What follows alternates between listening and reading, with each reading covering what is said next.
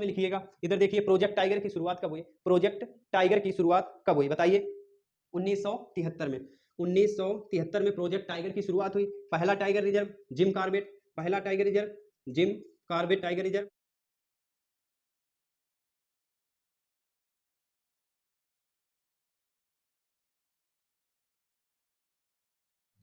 Hello नमस्कार साथियों, स्वागत है आप सभी का आपके अपने YouTube चैनल पर।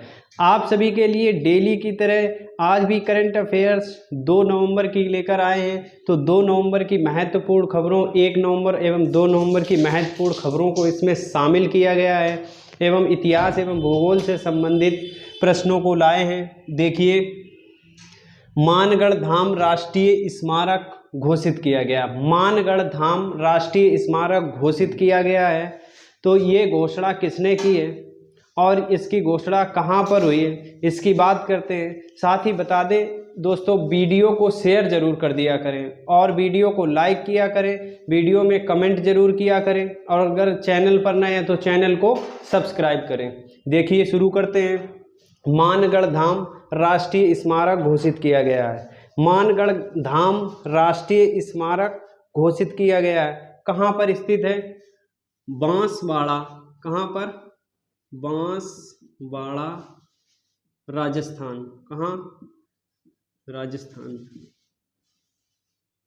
बांसवाड़ा स्थान का नाम है और कहाँ पर है, राजस्थान राज्य में। किस राज्य में है, राजस्थान, बांसवाड़ा राजस्थान। अब देखिए घोषित किसने किया, यहाँ पर मानगढ़ धाम, तो मानगढ़ धाम गौरव गाथा का आयोजन होता है, मानगढ़ धाम गौरव गाथा का आयोजन होता है। क्या, मानगढ़ धाम गौरव गाथा, गौरव गाथा, मानगढ़ धाम गौरव गाथा का आयोजन होता है। तो मानगढ़ गौरव गाथा का आयोजन किया गया। इसी कार्यक्रम के दौरान पीएम मोदी ने ये कार्यक्रम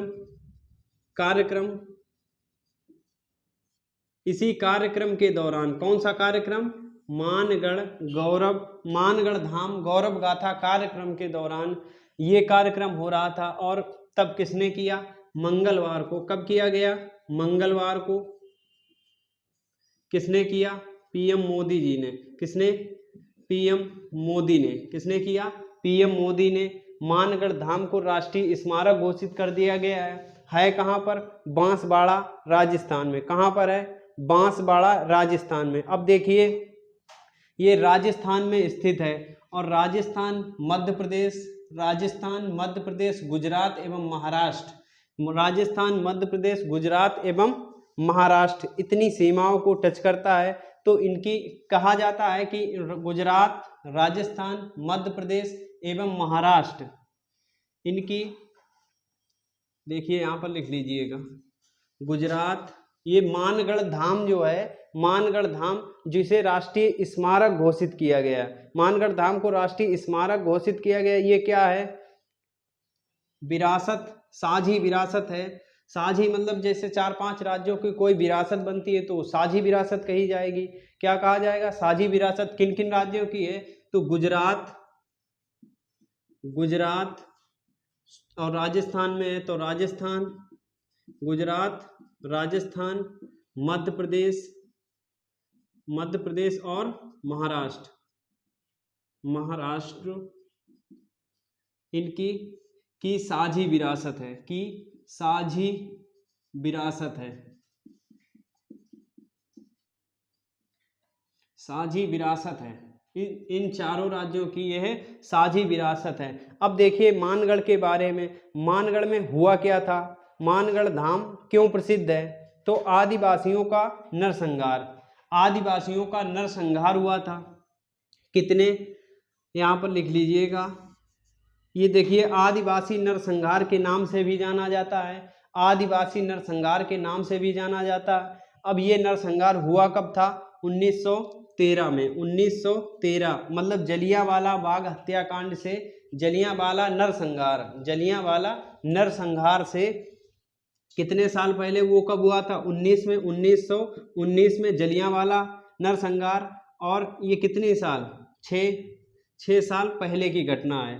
कितने साल? 6 साल पहले की घटना है आदिवासी नरसंहार, इसीलिए इसे कहा जाता है आदिवासी जलियांवाला नरसंहार। क्या कहा जाता है? आदिवासी जलियांवाला। क्या कहा जाता है? आदिवासी, इसको अन्य नाम से जाना जाता है आदिवासी जलियांवाला।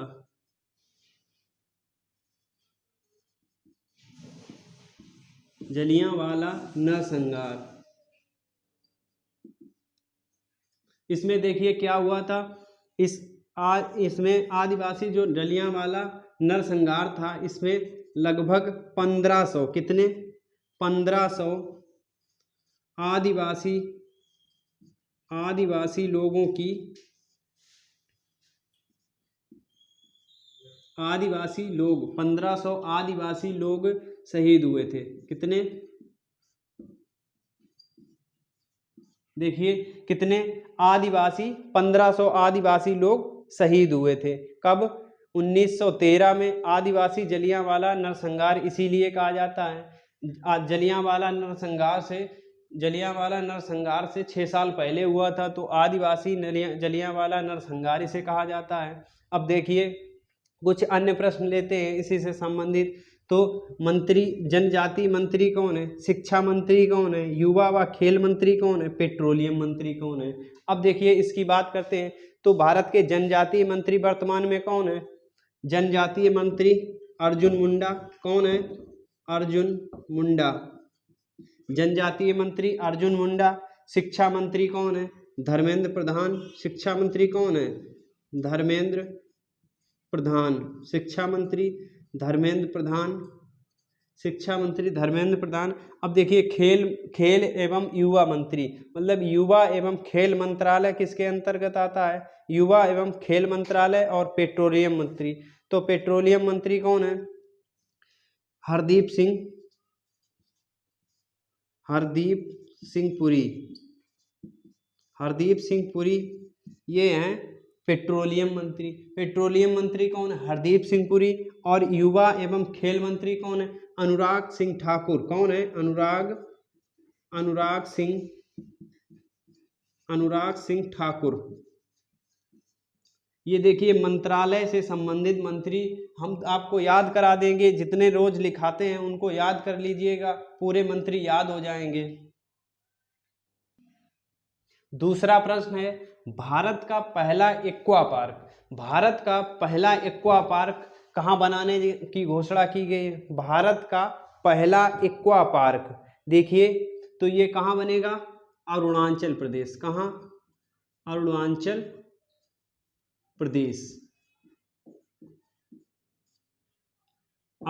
प्रदेश। ये भारत का पहला एक्वा पार्क है, भारत का पहला एक्वा पार्क। अब देखिए किस जिले में बनेगी? अरुणाचल प्रदेश। तो अरुणाचल प्रदेश में किस जिले में?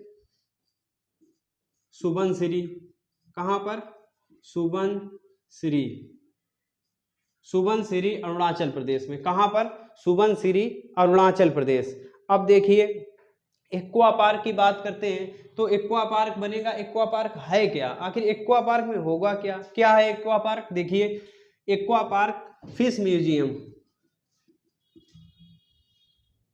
फिश मतलब मछलियों के लिए, किसके लिए? मछलियों के लिए। फिश म्यूजियम, फिश मतलब क्या? मछली, तो मछलियों पर आधारित होगा, मछलियों के लिए। किसके लिए? मछलियों के लिए। अब देखिए ये प्रश्न हो गया आपका, भारत का पहला एक्वा पार्क कहाँ? सुबनसिरी जिला अरुणाचल प्रदेश। कहाँ पर? सुबनसिरी जिला अरुणाचल प्रदेश में। इसके बाद एक्वा पार्क का मतलब क्या है? फिश म्यूजियम, मछलियों के लिए बनेगा। अब अरुणाचल प्रदेश, देखिए सुबनसिरी जिला अरुणाचल प्रदेश की बात करते हैं, तो अरुणाचल प्रदेश के सीएम, अरुणाचल प्रदेश में सीटें कितनी हैं? अरुणाचल प्रदेश में राज्यपाल कौन है? इनकी बात करते हैं, तो देखिए सीएम कौन है? सीएम राज्यपाल। अरुणाचल प्रदेश के राज्यपाल, कमेंट करिए सब लोग। अरुणाचल प्रदेश में लोकसभा सीटें, राज्यसभा सीटें, कितनी कितनी है बताइए। सीएम कौन है, राज्यपाल कौन है, लोकसभा सीटें कितनी हैं और राज्यसभा सीटें कितनी हैं बताइए। तो सीएम कौन है, प्रेमा खांडू। कौन है, प्रेमा खांडू। प्रेमा खांडू सीएम है। राज्यपाल कौन है, बीडी मिश्रा। कौन है, बीडी मिश्रा। बीडी मिश्रा वहाँ के राज्यपाल हैं। अब देखिए लोकसभा सीटें, तो लोकसभा सीटें छोटा सा राज्य है, लोकसभा सीटें मतलब जनसंख्या वहाँ पर कम है। वैसे तो कुल काफ़ी बड़ा राज्य है लेकिन जनसंख्या वहाँ पर कम है, तो लोकसभा की सीटें वहाँ पर कितनी हैं, 2। लोकसभा की सीटें कितनी हैं, 2। और राज्यसभा की सीट 1, राज्यसभा की 1 सीट, लोकसभा की 2 सीटें। अब देखिए बात करते हैं विधानसभा की। विधानसभा में कितनी सीटें हैं वहाँ पर, तो विधानसभा में 60 सीटें हैं। विधानसभा में 60 सीटें हैं वहाँ पर। अब देखिए क्रांति, मछली किस क्रांति से संबंधित है, तो मछलियाँ किस क्रांति से संबंधित हैं, नीली क्रांति। किस क्रांति से, नीली क्रांति। तो इसको शुरू किया गया, इसका मतलब नीली क्रांति को बढ़ावा देने के लिए। किसके लिए, नीली क्रांति को बढ़ावा देने के लिए। एक्वा पार्क मतलब मछलियों के लिए खुला है, तो मछलियाँ मतलब मछलियों को बढ़ावा देने के लिए नीली क्रांति को बढ़ावा देने के लिए। अब देखिए कुछ क्रांति, नीली क्रांति को बढ़ावा देने के लिए, यहाँ पर ऐसे कर लीजिए, नीली क्रांति को लिख लीजिएगा कॉपी में, नीली क्रांति को बढ़ावा देने के लिए एक्वा पार्क अरुणाचल प्रदेश में, जो कि भारत का पहला एक्वा पार्क है। अब देखिए क्रांतियों से संबंधित, तो पीली क्रांति, गोल क्रांति, लाल क्रांति, धूसर क्रांति, काली क्रांति और हरित क्रांति किससे संबंधित है, आप लोग कमेंट बॉक्स में कमेंट करिएगा। देखिए तो पीली क्रांति किससे संबंधित है, तिलहन से। किससे, तिलहन से पीली क्रांति संबंधित है। गोल क्रांति किससे, गोल मतलब आलू, गोल क्या, आलू से, आलू। लाल क्रांति किससे संबंधित है, टमाटर से। लाल क्रांति टमाटर से संबंधित है। धूसर क्रांति किससे संबंधित है, धूसर मतलब क्या होता है, भूरी। धूसर मतलब भूरी, तो भूरी क्रांति उर्वरक से, उर्वरक। भूरी क्रांति, धूसर क्रांति याद रखिएगा, धूसर मतलब ऊसर। ऊसर में क्या डाला जाता है अच्छा बनाने के लिए, खाद। तो धूसर या ऊसर, इससे याद करने के लिए धूसर या ऊसर मतलब उर्वरक। और काली क्रांति किससे संबंधित है, काली और हरित क्रांति। तो काली क्रांति संबंधित है पेट्रोलियम से। किससे संबंधित है, पेट्रोलियम से। काली क्रांति पेट्रोलियम से संबंधित है या कच्चे तेल से, पेट्रोलियम या कच्चे तेल से, कच्चे तेल से संबंधित है। और इसके बाद हरित क्रांति, तो हरित क्रांति किससे संबंधित है, खाद्यान्न से। हरित क्रांति किससे संबंधित है, खाद्यान्न उत्पादन, खाद्यान्न को बढ़ावा देने के लिए। ये सभी चीजें बढ़ावा देने के लिए हैं। देखिए तीसरा प्रश्न आपके लिए, तो तीसरा प्रश्न क्या है, यूपी का चौथा टाइगर रिजर्व, उत्तर प्रदेश का चौथा टाइगर रिजर्व घोषणा की गई है बनाने की। तो यूपी में चौथा टाइगर रिजर्व कहाँ पर बनाया जाएगा, किसने घोषणा की है, इसकी बात करते हैं। तो उत्तर प्रदेश का चौथा टाइगर रिजर्व कहाँ पर बनेगा, तो रानीपुर टाइगर रिजर्व। नाम क्या है, Ranipur tiger reserve, Ranipur tiger reserve. अब देखिए रानीपुर टाइगर रिजर्व, तो सीधा सीधा नाम ही दे दिया गया रानीपुर। तो कहाँ पर होगा, रानीपुर में। कहाँ पर होगा, रानीपुर में। ये याद रखिएगा, कहाँ पर, रानीपुर। कहाँ पर, रानीपुर। अब रानीपुर कहाँ है ये आपको याद रखना है। रानीपुर कहाँ है, चित्रकूट में। कहाँ पर है, चित्रकूट, चित्रकूट में है। रानीपुर टाइगर रिजर्व की घोषणा की गई है। उत्तर प्रदेश का चौथा टाइगर रिजर्व है रानीपुर टाइगर रिजर्व। क्या नाम है, रानीपुर टाइगर रिजर्व। अब है कहाँ, चित्रकूट में। चित्रकूट कहाँ है, बुंदेलखंड क्षेत्र में। चित्रकूट कहाँ है, बुंदेलखंड। अब देखिए घोषणा की गई, किसने घोषणा की है, भूपेंद्र यादव ने। किसने, भूपेंद्र यादव। अब भूपेंद्र यादव ने घोषणा की है, तो भूपेंद्र यादव क्या हैं, भूपेंद्र यादव केंद्रीय मंत्री। भूपेंद्र यादव क्या है, केंद्रीय मंत्री। भूपेंद्र यादव ने घोषणा की, लिख लीजिए, ने घोषणा की।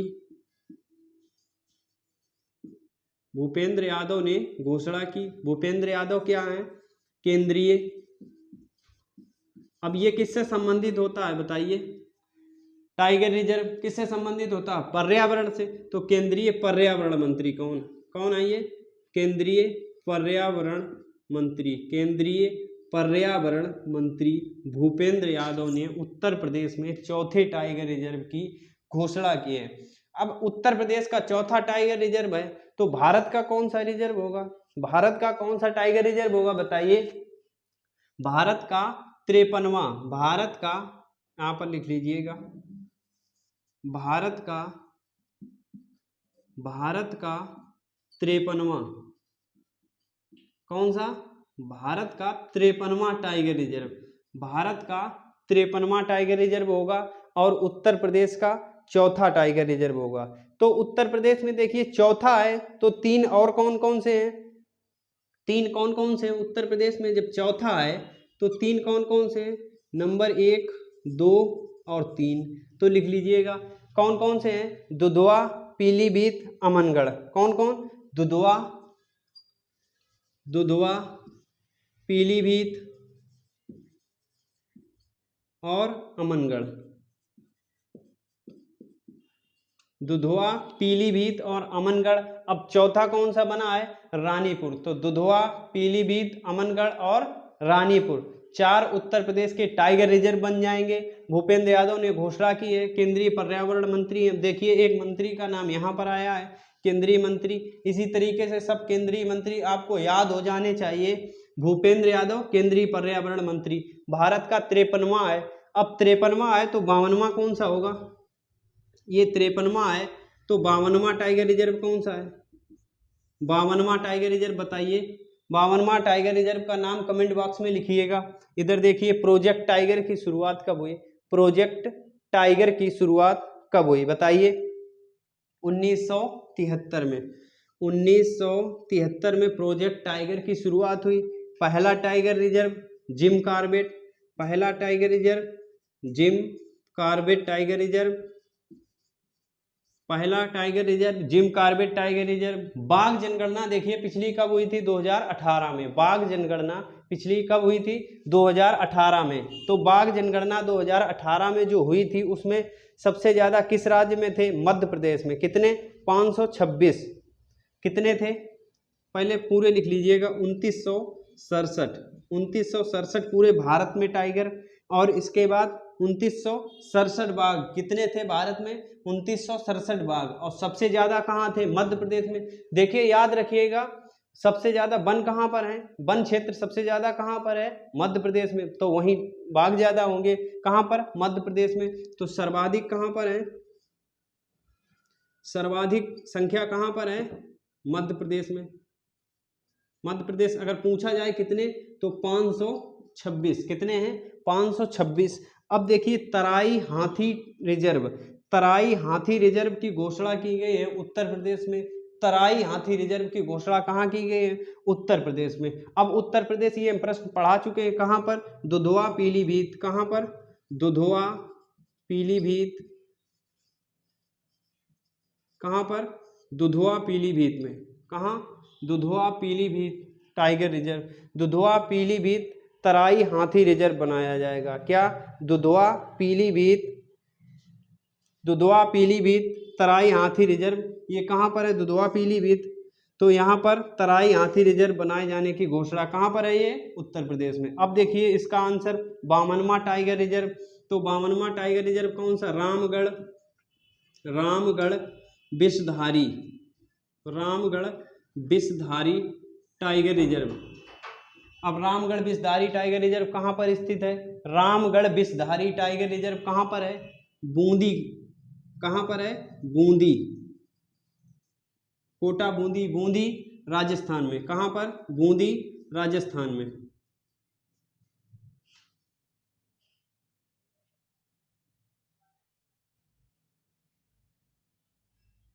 देखिए चौथा, वैश्विक निवेशक सम्मेलन।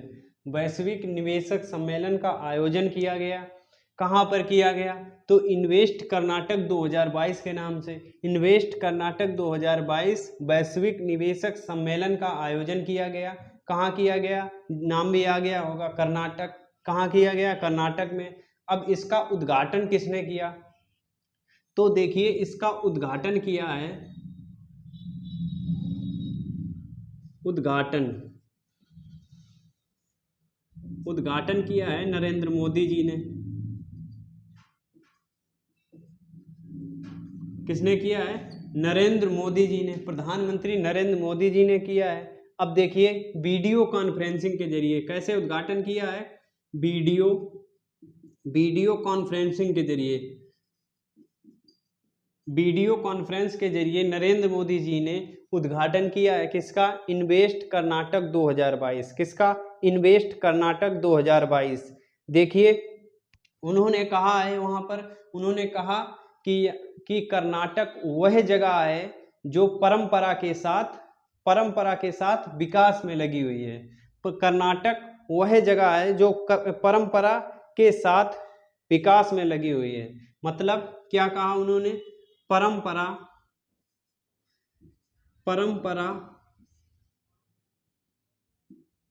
एवं तकनीक दोनों चीजें यहां पर हैं। क्या? परंपरा भी है और तकनीक। परंपरा को बनाए रखते हुए तकनीक का विकास किया जा रहा है। तकनीक बहुत ज्यादा वहां पर है। कर्नाटक की राजधानी आपको पता होगी क्या है? कर्नाटक की राजधानी बंगलौर। वहीं पर हुआ है इन्वेस्ट कर्नाटक 2022। इन्वेस्ट कर्नाटक 2022। और मोदी जी ने क्या कहा कि निजी निवेश के दरवाजे भारत में खोले जा चुके हैं। निजी निवेश के लिए दरवाजे खोले जा चुके हैं। किस लिए? देखिए जैसे टाटा ने अभी क्या किया है? टाटा ने क्या किया है? देखिए इसमें निजी निवेश, मोदी जी ने क्या कहा? निजी निवेश हेतु दरवाजे खोले गए हैं। अब देखिए उद्घाटन कब किया? आज किया। उद्घाटन कब किया? आज 2 नवंबर को किया। कब किया उद्घाटन? 2 नवंबर को, आज के दिन। तो उन्होंने कहा निजी निवेश के दरवाजे खोले जा चुके हैं। मतलब निजी व्यक्ति जो हैं, निजी व्यापारी हैं, वो भी सरकारी चीजों में इन्वेस्ट कर सकते हैं। जैसे क्या? रक्षा, क्या किया गया? रक्षा एवं ड्रोन। रक्षा है, जैसे रक्षा कोई वो बनाना है, जहाज या रक्षा संबंधित कोई भी उपकरण, मिसाइल, इसके लिए भी प्राइवेटेशन होगा। और ड्रोन से संबंधित कंपनियों को टेंडर दिया जा रहा है। रक्षा और ड्रोन। अभी रक्षा के लिए किसने? टाटा को दिया गया। किसको दिया गया? टाटा को दिया गया। अब देखिए रक्षा, ड्रोन एवं अंतरिक्ष, तीनों में रक्षा, ड्रोन एवं अंतरिक्ष, ये सब सरकारी चीजें हैं। सब सरकारी। रक्षा ड्रोन बनेंगे सरकार के लिए, और अंतरिक्ष के लिए जो उपकरण होंगे वो भी प्राइवेट कंपनियों को दिए जाएंगे, जैसे टाटा को दिया गया है। अब देखिए कर्नाटक की राजधानी बंगलौर, आपको पता होगा कर्नाटक की राजधानी बंगलौर। अब वहाँ के सीएम, राज्यपाल, वहाँ उत्सव कौन सा मनाया जाता है? सबसे बड़ा निर्यातक किस चीज का है? अब देखिए थावर चंद गहलोत, आपको पता होगा वहाँ के राज्यपाल कौन है? थावर चंद गहलोत। और सीएम कौन है? बिशवराज बोम्मई।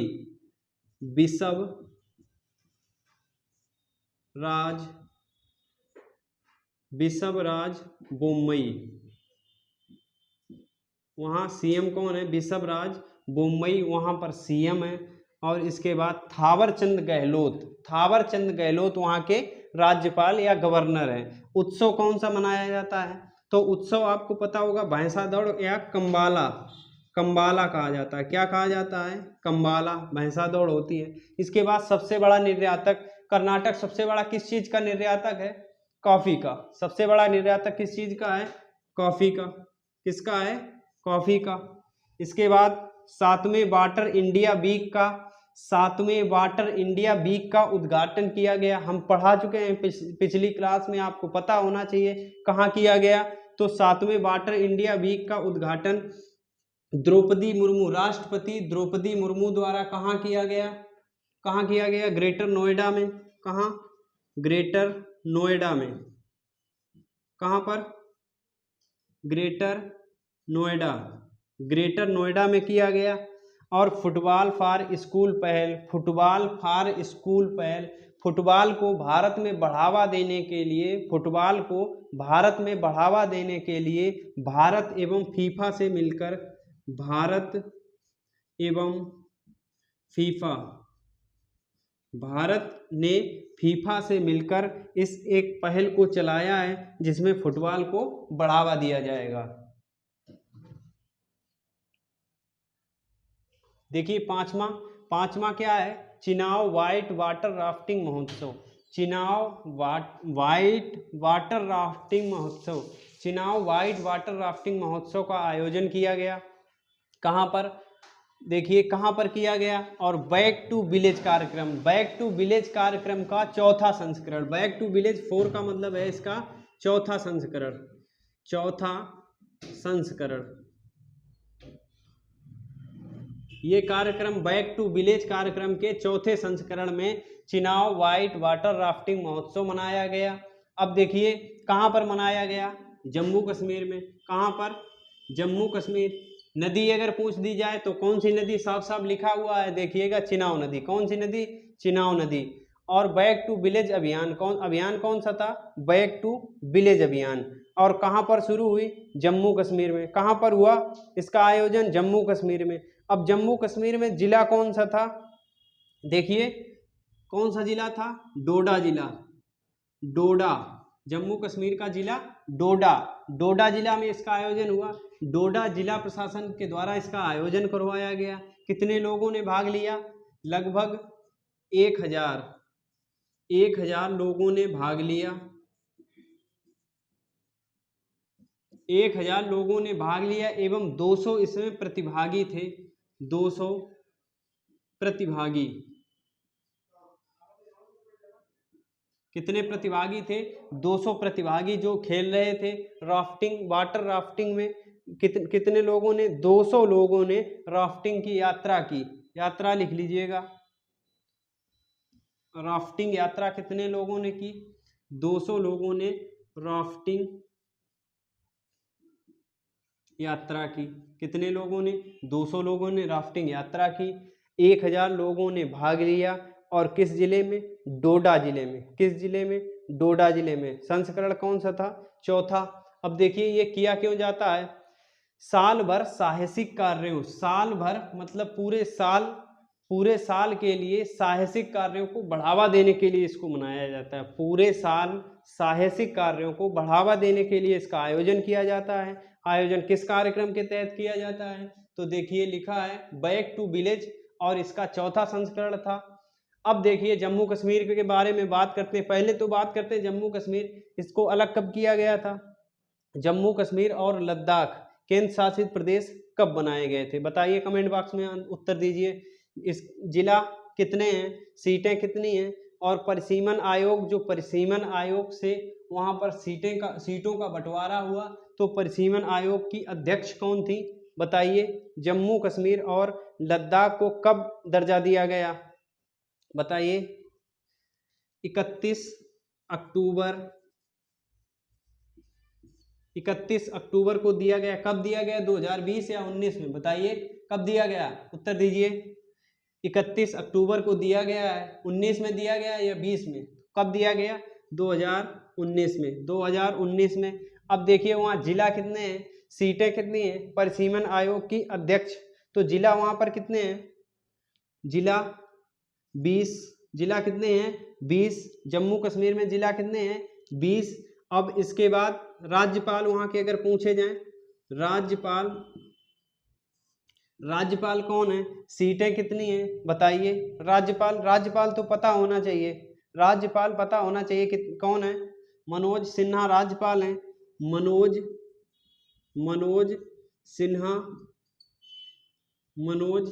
सिन्हा वहाँ के राज्यपाल हैं। मनोज सिन्हा राज्यपाल हैं। सीटें कितनी हैं? 90। सीटें 90 हैं। परिसीमन आयोग की अध्यक्ष कौन बनी थी? रंजना प्रकाश देसाई। कौन? रंजना प्रकाश देसाई। परिसीमन आयोग की अध्यक्ष थी। अब 90 सीटें हैं, अगर अंदर से क्वेश्चन पूछा जाता है, पहले सीटें कितनी हैं 90। अब सीटों का बंटवारा जम्मू और कश्मीर अलग अलग है, तो कश्मीर में कितनी सीटें मिली हैं और जम्मू में कितनी सीटें मिली हैं, देखिए बात करते हैं। तो जम्मू में मिली है 43, जम्मू में 43 43। अब कश्मीर में कितनी बची, कश्मीर बताइए। तो जम्मू में 43 हो गई, तो कश्मीर में कितनी बची 47। 43 47 90 कितनी 43 और 47 कितनी हो गई 90। अब देखिए ये सबसे ज़्यादा महत्वपूर्ण ये वाले प्रश्न होते हैं जो ये हम लेकर आते हैं, और ये करंट अफेयर से संबंधित होते हैं। इसी तरीके से डेली करंट अफेयर धमाकेदार प्रश्नों के साथ हम रोज लेकर आते हैं। तो वीडियो को शेयर कर दीजिएगा, वीडियो को लाइक करिएगा, और अगर चैनल पर नए हैं तो चैनल को सब्सक्राइब करिएगा। तो इसी तरीके का डाटा आपको मिलता रहेगा बहुत अच्छे प्रश्नों के साथ, जो कि आपकी आगामी परीक्षाओं के लिए बहुत ही महत्वपूर्ण साबित होगा। धन्यवाद, जय हिंद।